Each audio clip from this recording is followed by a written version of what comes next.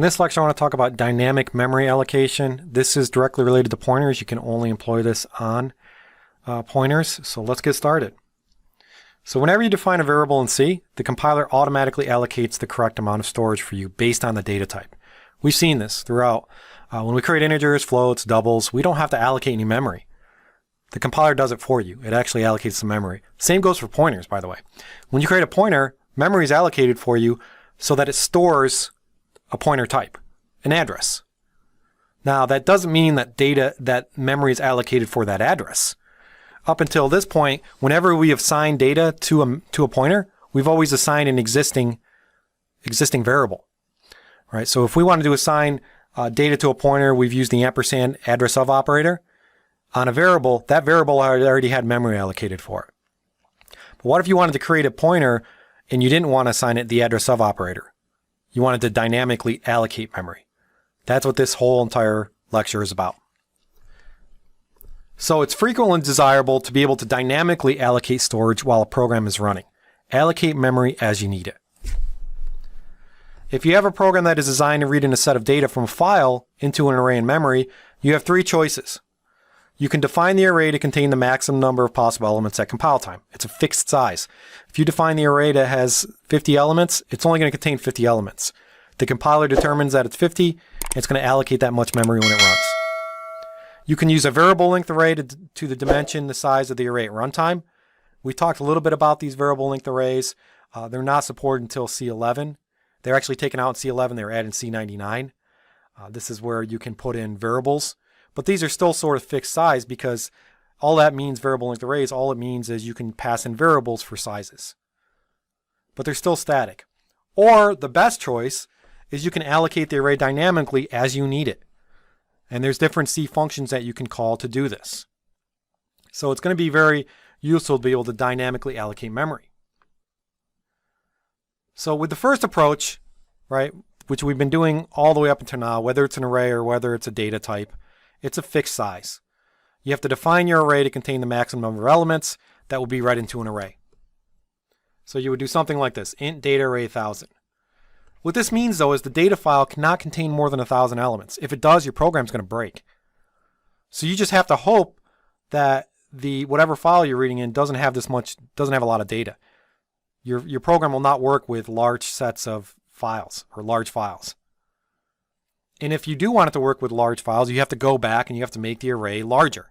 You have to change the size, but then you have to recompile it on all that stuff. It's compile time. No matter what value you select, you always have the chance of running into the same problem again in the future because it's a fixed size. This size is determined when you compile the code. It doesn't adjust when you run the program. It doesn't dynamically change. Using dynamic memory allocation functions, you can get storage as you need it. This approach enables you to allocate memory as the program is executing. So think of the advantages of this, right? First of all, you don't create a ton of memory that you might not use. You're only going to create as much as you need. And if you do need more, you can allocate more. You don't have to go back and recompile and change the size. So dynamic memory allocation is the way to go. It depends on the concept of a pointer, and it provides a strong incentive to use pointers in your code. So we talked about the advantages of pointers, and you may have thought to yourself, well, okay, they're a cool concept, but why do we need to use them? This is one of the big reasons, so that you can allocate memory dynamically. And again, what is this? C is all about being efficient language and not using a ton of memory. So C runs on embedded systems, real-time programming, and this is one of the reasons why. Because you can limit how much memory you use based on the need. So dynamic memory allocation allows memory for storing data to be allocated dynamically when the program executes. Allocating memory dynamically is only possible because you have pointers available.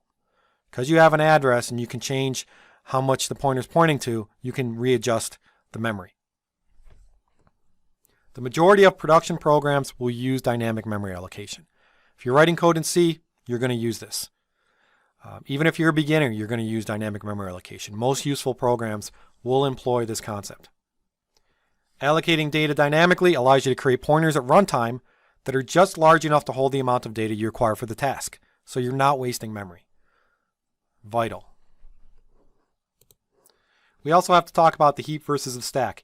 There are two ways that you can store memory in a program. Two different data structures. You can store data on the stack or you can store data on the heap. Dynamic memory allocation reserves everything on the heap.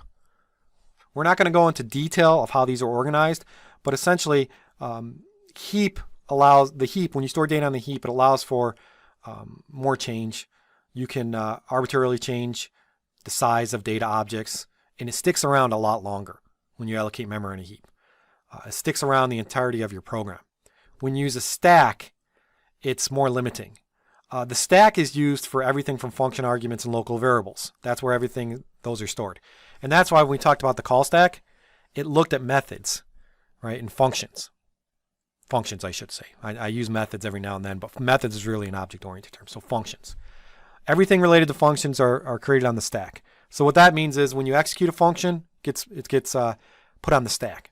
The local variables get put on the stack. When you exit the function, everything gets deleted. So memory located on the stack does not stick around for very long. That's one of the reasons when you dynamically allocate memory, it's on the heap, because you're going to use it. You control when you use it and when you don't use it. You allocate it and you delete it.